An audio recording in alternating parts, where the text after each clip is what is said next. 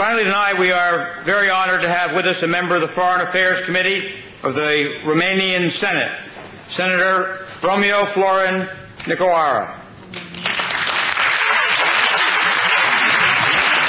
Thank you, Senator. Thank you very much. Good evening. Salam.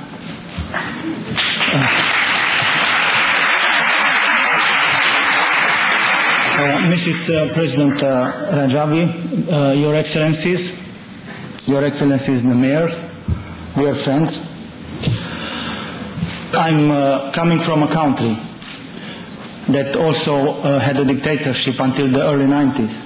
Maybe some of you have known this. We know what hardship was, we know what terror was, we know how it was to live in a country without justice. And because of this, I can sympathize and I can feel what people, or some of the people from here are feeling. And the second reason that I'm here is because in my country there is not much awareness of the situation in Iraq and the situation in Camp Ashraf. So I think that after this long day, I can bring, when I go home, I can bring bring the ideas and the thoughts that were expressed here, and to take them to my fellow colleagues, politicians from the Senate or from the government. Just in a few moments, I'll refer to the Amnesty International announcement. The warning given by Amnesty International should be taken very seriously by the international community, since the camp has previously been under attack, and the consequences we already witnessed in this video that it was shown to us before.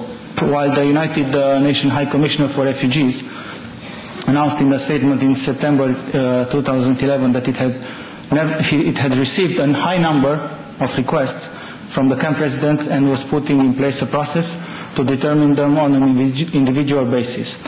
One would have expected full cooperation from the Iraqi government if sincerely worked out solving the problem peacefully. But however, the Iraqi government has systematically hindering possibilities of peaceful solution. It has to cooperate with with High Commissioner on Refugees. The question is why the High Commissioner for Refugees has not taken necessary measures to start interviews with Ashraf residents yet. The High Commissioner must not allow Iraqi government to arbitrarily stop the legal process and enforce the violent attack on defenseless unarmed residents of the camp.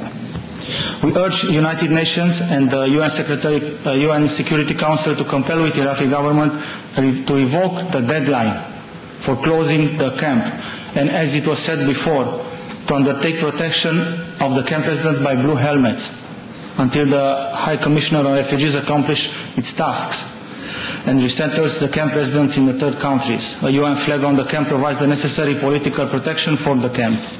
I'd like to say in the end another two ideas. One of them is that I ask, as it was asked before here, the American administration, especially the Department of State, to delist PMOI from the terrorist list, because this is a very important step in solving the Camp Ashraf problem. Please let me give you a short quote from a novel that I just few months before I was reading, a short quote which I think can sum up our discussion today.